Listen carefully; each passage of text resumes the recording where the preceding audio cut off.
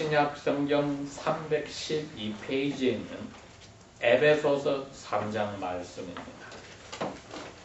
신약 성경 312페이지 에베소서 3장 7절에서 12절까지 말씀을 읽도록 합니다.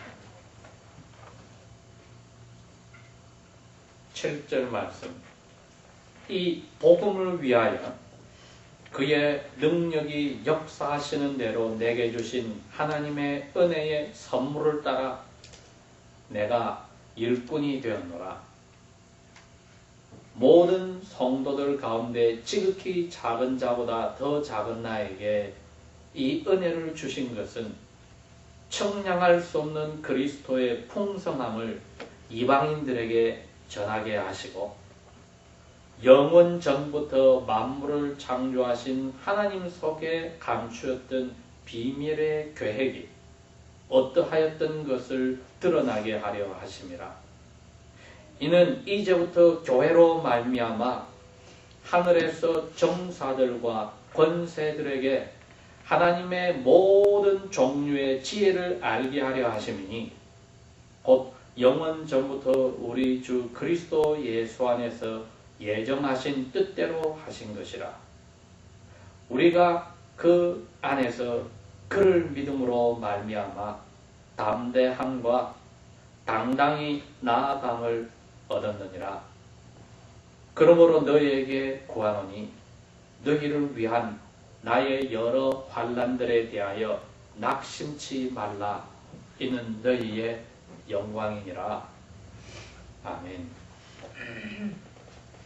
오늘이 벌써 우리가 하나님의 말씀인 에베소서를 공부한 지 11번째로 다가옵니다. 이 에베소서 3장 7절에서 13절의 말씀을 생각할 때에 저희들이 지난주 일주일 동안에 저희들의 삶을 생각해 보면서 하나님의 특별하신 은혜로 아무 일 없이 지냈으면 그건 특별히 주신 보너스라 생각하고 쉽게 나오는 생각 별로 없이 하는 감사하는 죄에 빠지지 말고, 혹은 저희들이 어려운 자리에서 육체적으로나 정신적으로나 심령 속에 고통을 당하고 그 자리에서 벗어났다면 하나님 앞에 오늘 이 예배하는 말씀을 읽고 들을 수 있는 기회를 주신 것을 이 세상의 모든 것을 다하여서 진심으로 감사하는 시간을 가져야 합니다.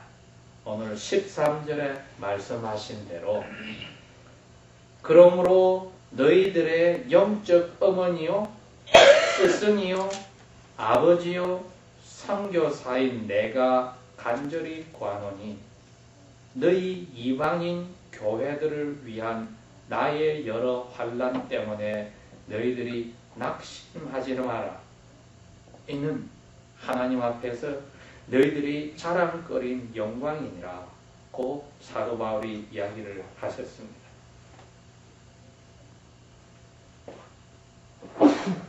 그렇게 볼 때에 저희들이 사도 바울의 심령을 보면서 하나님이 진정으로 원하는 뜻을 오늘 사도 바울과 우리 스스로에게서 말씀을 통하여 찾아야 합니다. 7절에는 복음 때문에 내가 일꾼이 되었다. 하나님이 전해주는 좋은 소식, 지금까지 비밀로 있다가 예수 그리스도 안에서 비밀이 풀어져서 그것을 사람들에게 전해주는데 그게 좋은 소식이다. 그걸 내가 전해주는 일꾼으로 불렸으니 나는 감사하다. 왜? 나는 그 일꾼이 될 자격이 없기 때문에. 8절에 그럽니다. 나는 자격이 없다. 내 편지를 받는 당신들보다도 그 당신들 가운데서 가장 별 볼 일 없는 사람, 그 사람보다도 나는 더 별 볼 일이 없는 사람인데 은혜를 주셔서 나에게 복음을 전할 수 있는 그러한 선물을 주시더니 내가 가장 작은 나에게 당신들 앞에 복음을 전하는 사람이 일꾼이 되었으니 감사하다. 그것도 모자라서 13절에 그 좋은 소식을 전할 때 고통을 받게 해준가. 당신들에게 하나님이 영광으로 주신 것이니 나의 고통에 대해서, 어려움에 대해서 마음속에 낙심하지 마십시오. 여러분 기억납니까? 2장 3절에 뭐라고 했습니까? 우리가 태어날 때부터 하나님의 크신 화, 진노를 받을 대상이었다. 거기에다 죄를 더하려고 나 사도 바울은 철저하게 하나님의 자녀들을 돌아다니면서 두드려 패고 감옥에 잡아놓고 죽이는 일에 앞장을 섰으니 내가 무슨 할 말이 있겠는가. 여기서 저희들이 오늘 첫 번째 생각할 부분이 여러분 그건 겁니다. 과연 나는 나의 삶 속에서 하나님의 은혜를 빼고는 하나님 앞에 떳떳한 삶을 산 게 있었는가? 아니면은 여기 사도 바울이 고백하듯이 나 스스로의 생각과 삶 때문에 하나님의 가슴을 아프게 하고 하나님의 가슴에 못을 박는 삶을 살지는 않았던가. 이걸 생각을 해볼 필요가 있습니다. 하나님의 은혜가 빠지면은 오늘까지 살았던 나의 삶 속에 사람 앞에서는 물론이요, 하나님 앞에서도 내 스스로가 생각해도 떳떳하고 자신 있는 삶을 살았던가. 살았다고 생각한다면은 우리 자신을 잘 모르는 거지요. 켈빈 선생은 지금부터 근 440년 전에 이렇게 이야기를 했습니다. 자기 자신이 과거를 돌이켜보고 하나님 앞에서 떳떳하다고 생각하는 사람이 하나님의 은혜 외에 자기가 그러한 삶을 사람들 앞에서 떳떳하고 자랑스럽다고 생각할 수 있다면 그 사람은 하나님 앞에 저주받은 한 그 욕심을 붙들고 사는 사람이다. Cursed affection. 모든 사람들 가운데 자기는 그래도 무엇이라고 생각하는 저주받은 본성을 붙들고 사는 사람인데 그 말에 저희들이 동의하지 않을 수가 없습니다. 그래서 사도 바울의 고백은 우리로 하여금 내가 지금까지 살아온 나 자신을 볼 때 사람들 앞에 사실 내세울 게 내 스스로가 생각해도 떳떳한 게 하나님 앞에 내가 참 양심 떳떳한 삶이었는가 할 때에 할 말이 없다면 사도 바울처럼 내게 주신 하나님의 은혜 선물을 따라 내가 살고 있다 하고 고백해야 할 것입니다. 8절에 나오는 내가 이 정도밖에 삶을 살지 못하였다고 고백할 수 있는 것은 용감한 사람입니다. 정직한 사람입니다. 그리고 겸손한 사람입니다. 누가 이 자리에 와서 우리에게 손가락질하며 당신이 뭐 잘난 게 있어?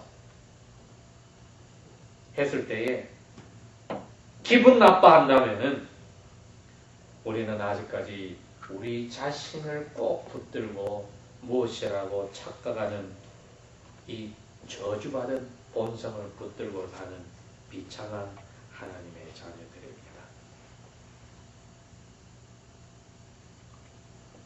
자기의 과거의 삶을 정확하게 하나님의 말씀에 비추어 볼 때에 내가 전도하여서 믿게 한 모든 성도들 가운데 지극히 보잘것없는 사람들보다도 나는 못하다고 사도 바울은 인정을 하였고, 두 번째는 하나님이 나에게 다 계산할 수 없는 엄청난 은혜의 선물을 주신 것 다 그대로 인정하고, 내가 지금 이러한 선교사 생활을 할 수 있는 것도 하나님 은혜 때문이지 내 스스로가 노력해서 된 것이 아니란 것을 인정하는 것은 굉장히 정직한 겸손의 심령입니다. 지난 월요일부터 어제까지 우리가 나름대로 삶을 살았는데, 그 삶을 하나님 앞에 갖다 놓고 하는 말이 나에게 재능과 능력과 열심과 양심과 그 노력이 있어서 이러한 떳떳한 삶을 살았습니다 한 순간에 8절 말씀이 7절 말씀이 부끄럽게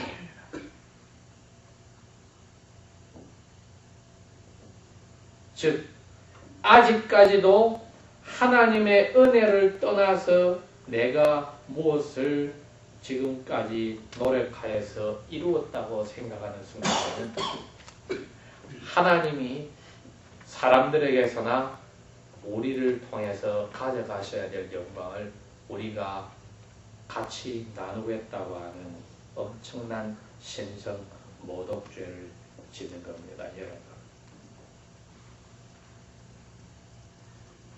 누가복음 18장에 예수님의 설교 가운데에 두 사람이 성전에 올라가서 기도하는 모습이 나옵니다.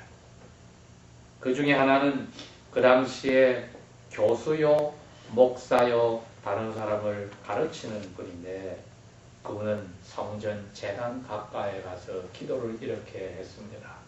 주여, 저는 일주일에 2번씩 금식 기도를 하고 모든 번 재산들 중에 10분의 1을 당신께 다 바치고 저 구석에 있는 죄인처럼 살지 않은 것을 감사합니다.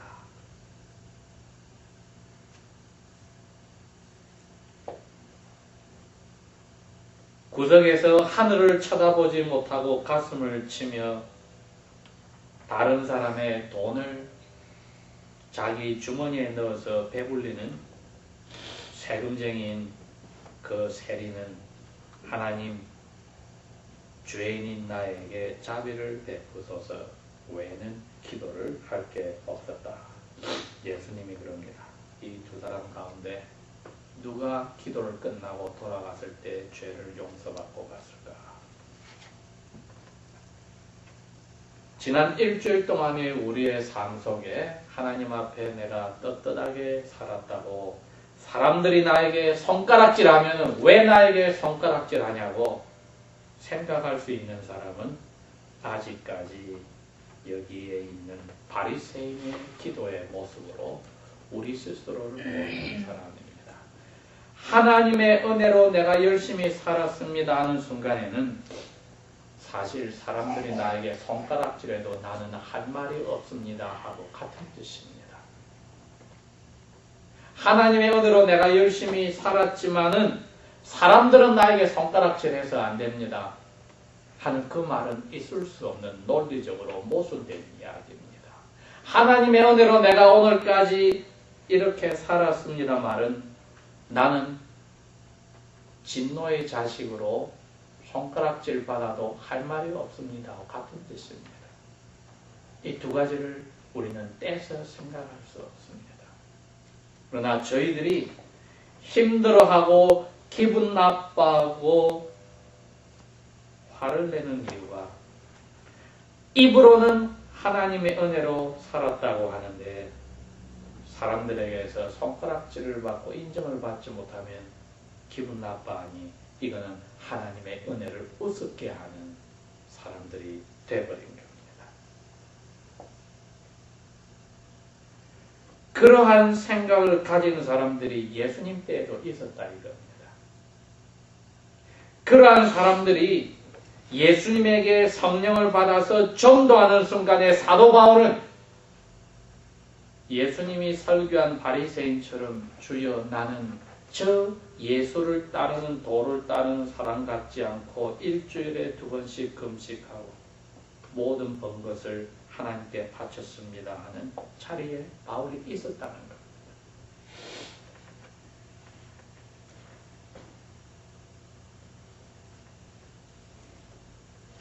하나님께서 은혜를 주셨다는 것을 자기가 조금씩 깨달아가기 시작할 때에 비교가 안 되더라는 겁니다. 여기 8절에 청량할 수 없더라. 비교를 못하겠더라. 그래서 사도 바울은 나는 하나님의 은혜를 생각하면 내가 없는 것보다도 못하기 때문에 나에 대해서 자랑할 게 하나도 없어져서 하나님 앞에 고통받는 것 자체를 하나님이 하라고 일을 시켜준 것을 할 때 고통당하는 것은 너무나 큰 은혜다. 여러분, 저희들이 그 자리로 들어가기 시작할 때에 하나님의 뜻대로 삶을 사는 시작입니다. 그걸 이분은 나중에 빌립보서에서 표현하기를 내가 이미 잡았다고 말하지 않고 이뤘다고 말하지 않고 앞에 것을 향해서 아직까지 나는 나아간다고 표현을 했습니다.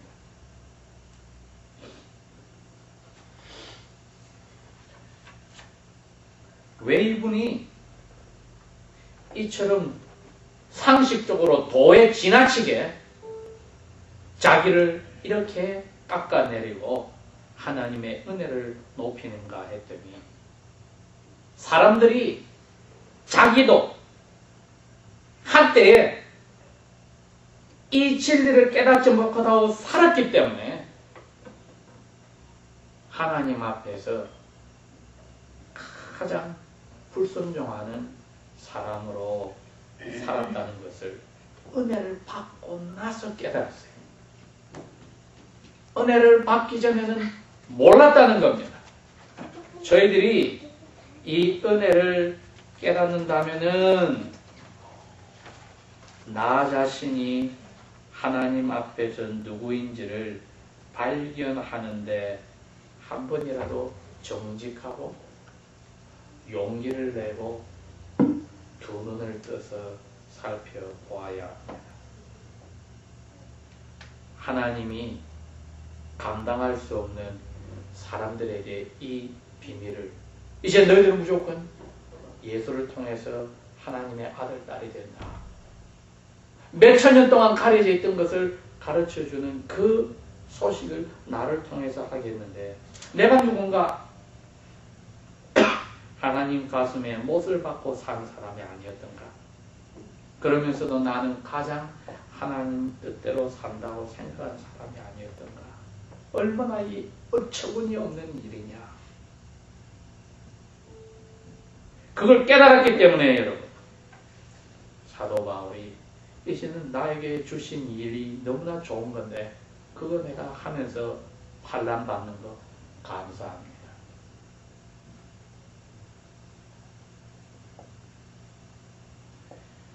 우리는 우리의 잘못을 통하여 과거의 실수들을 통하여 현재 어리석음을 통하여 어려운 자리에 들어가는 것도 다른 사람에게 핑계를 대기 좋아하는데 사도 바울은 하나님에게 붙잡혀서 은혜로서 그 일을 하면서 고통을 당하면서도 감사하다고 하니 너무나 차이가 나게 되었습니다, 여러분.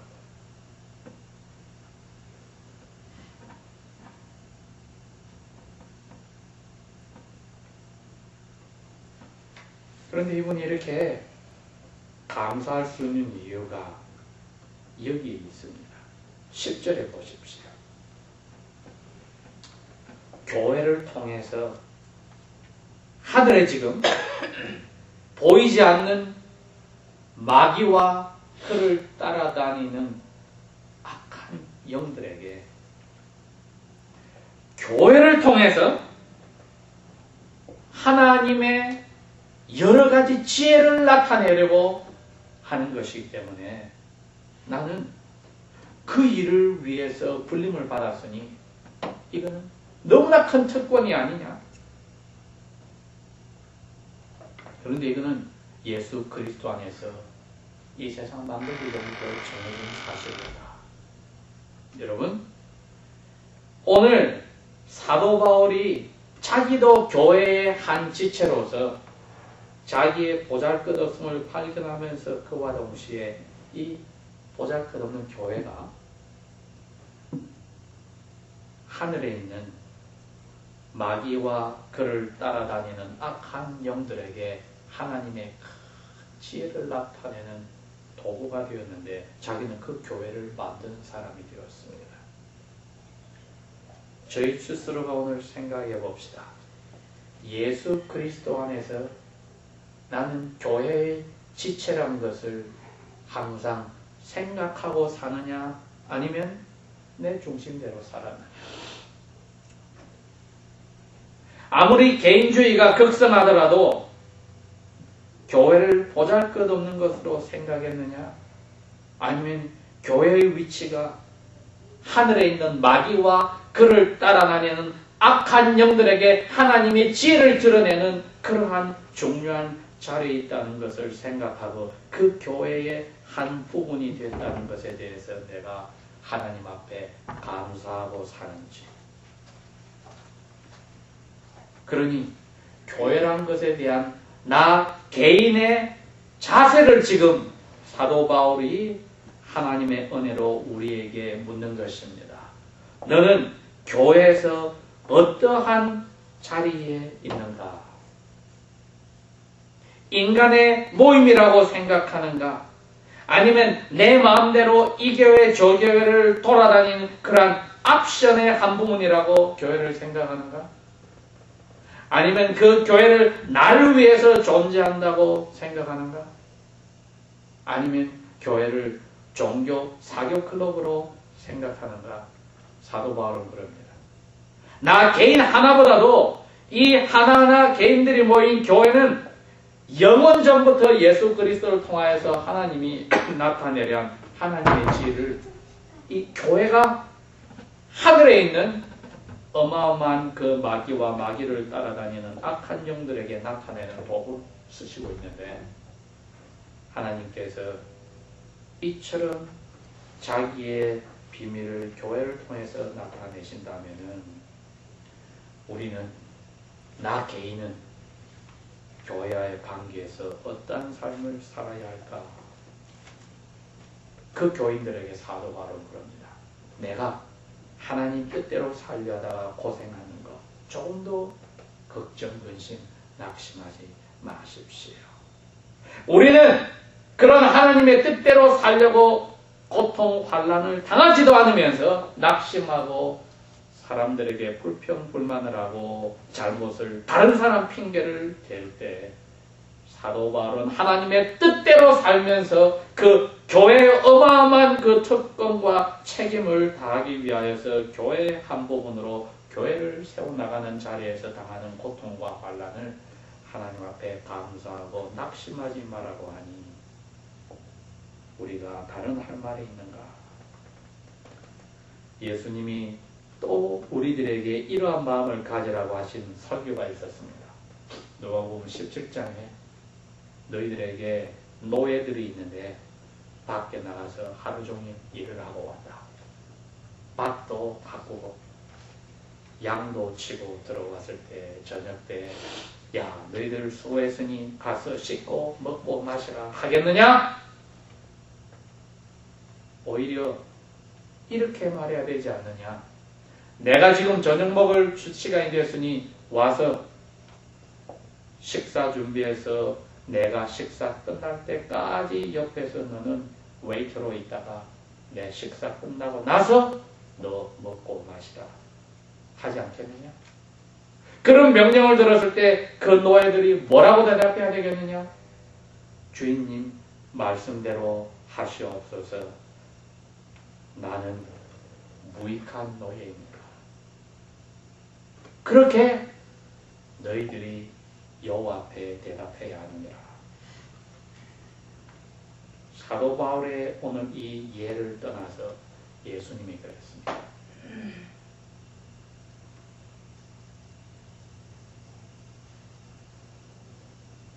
이 원리를 깨닫지 못하면 사람들이 어떻게 됩니까? 하나님 앞에 예배하고 교회에서 일을 할 때에 마치 하나님에게 해주는 것처럼, 교인들에게 내가 이러한 것을 해주는 것처럼 겉으로는 생색을 내지 않아도 심령 속에 그러한 자부심과 생색을 냅니다. 마치 doing favor처럼, 마치 교회에 와주는 것처럼. 예수님께서 분명히 못을 박아서 우리에게 그럽니다. 너는 내가 올 때까지 4,000년 동안 숨겨놨던 비밀을 나를 통하여서 이제는 사람들에게 밝혀줬는데, 하나님이 택하신 이스라엘 사람 외에 모든 다른 민족을 하나님의 자녀로 만드는 일에 교회를 통해서 썼는데, 그 교회 멤버들은 태어날 때부터 하나님께 벌받을 사람만 골라서 쓴다. 너 그 중에 하나가 되었다.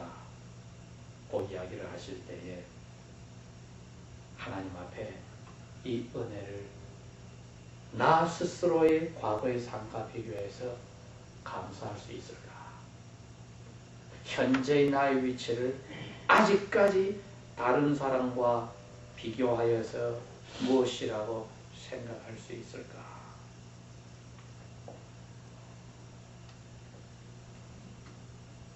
여러분, 하나님의 영광입니까? 하나님의 체면입니까? 아니면 나의 영광입니까? 나의 체면입니까?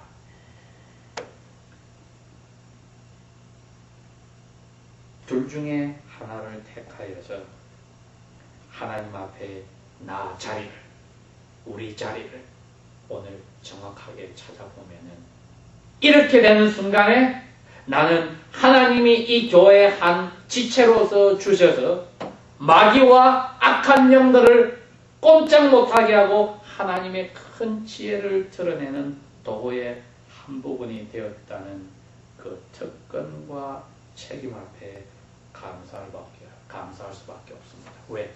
자격이 없었습니까? 그 외에 다른 생각이 들어간다면 아직까지도 하나님 앞에 저희들은 나 자신을 모르는 사람들로 남게 됩니다. 다 같이 기도합시다.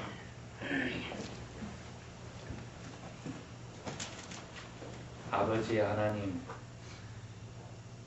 사도 바울도 완전하였던 예수 그리스도도 아버지의 영광 외에는, 아버지의 은혜 외에는 다른 것을 생각하지 않는 진리를 붙잡았으니 저희 스스로가 이제부터라도